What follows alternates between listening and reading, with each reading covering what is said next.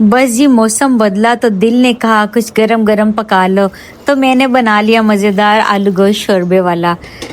आज हम बनाने जा रहे हैं चिकन का आलू गोश्त शोरबे वाला, और ऐसा शोरबा कि इसमें कोई भी चीज़ आपको तैरती हुई नज़र नहीं आएगी, ना प्याज ना टमाटर ना लहसुन ना अदरक। इतना ज़बरदस्त शोरबा और खुशबू से भरपूर और लाजवाब जायका। और वीडियो को आपने आखिर तक देखना है, और हम आपके साथ आज कुछ गपशप भी लगाएंगे।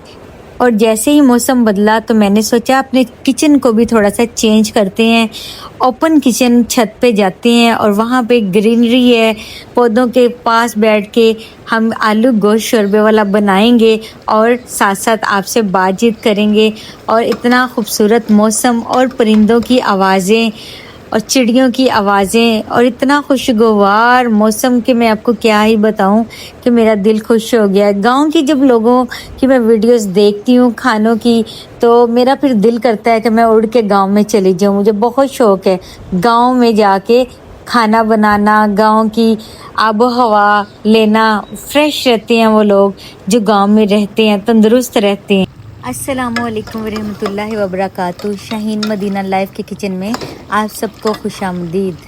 बिस्मिल्लाहिर्रहमानिर्रहीम। आज हम बनाने जा रहे हैं आलू गोश्त शोरबे वाला। सबसे पहले हमने कुकिंग ऑयल डाला था 1 कप इस देगची के अंदर। फिर हमने उसके बाद उसके अंदर डाल दिया था थोड़ा सा साबुत गरम मसाला। उससे सब्ज़ इलायचियाँ थी, छोटी इलायचियाँ थी, दालचीनी थी, थोड़ी सी काली मिर्च थी। और उसके बाद हमने चिकन को डाल के अच्छे से फ्राई किया ताकि चिकन की सारी स्मेल ख़त्म हो जाए। फिर उसके बाद हमने इसके अंदर शामिल कर दिया नमक, मिर्च, हल्दी। फिर इसको हमने अच्छे से मिक्स किया।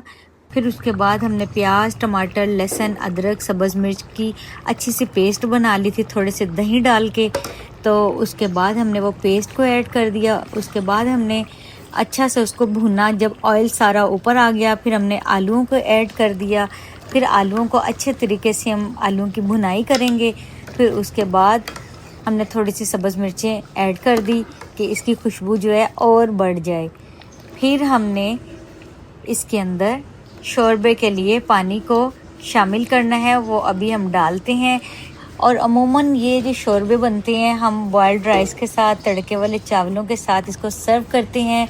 और ये अगर नान के साथ, रोटी के साथ भी खाया जाए तो बहुत ही ज़बरदस्त इसका जायका लगता है। और यहाँ पे हमने डाल दिया है कुटी हुई काली मिर्च, कुटा हुआ भुना ज़ीरा और सूखा धनिया 1 चम्मच भर के। और अब हमने पानी डाल दिया है। इसको हम शोरबे को पकने के लिए छोड़ देंगे। मैं कहती हूँ क्या ही बात है, इस शोरबे की तो क्या ही बात है। और इतने प्यारे मौसम में जब शोरबा आलू बनता है और इसकी खुशबुएं इतनी घर में फैल जाती हैं, जब इसके अंदर सब्ज़ धनिया, सब्ज़ मिर्चें डलती हैं, गरम मसाला डलता है, तो इस जैसा शोरबा कोई भी नहीं हो सकता। और सर्दियों में तो वैसे भी शोरबे बहुत ही अच्छे लगते हैं। अमूमन हर घर में 1 वीक के बाद लोग आलू शोरबा बनाते हैं, लेकिन मेरे घर में 1 वीक में 2 दफ़ा ये शोरबा ज़रूर बनता है। हम शोरबा को बहुत ही पसंद करते हैं क्योंकि शोरबा नबी पाक सल्लल्लाहु अलैहि वसल्लम की सुन्नत है। शोरबे को नबी पाक ने पसंद फरमाया है, तो मुझे भी शोरबे बहुत ज़्यादा ही पसंद है। मौसम बदले दिल बदले मगर आलू गोश्त का जायका ना बदले। और अल्लाह करीम आप सबको हमेशा रिज़्क़ हलाल अता फ़रमाए और हमारे घरों में रहमतें बरकतें अता फ़रमाए। हम सबको सब कुछ अता फ़रमाए जो हम अल्लाह करीम की बारगाह से मांगते हैं। अल्लाह पाक आप सबको अपने हिफ्ज़ ईमान में रखे, आमीन। अगर आपको वीडियो अच्छी लगी लाइक कर दीजिए, चैनल को सब्सक्राइब कर दीजिए, दुआ में याद रखिए। फिर मिलेंगे, अल्लाह हाफ़िज़।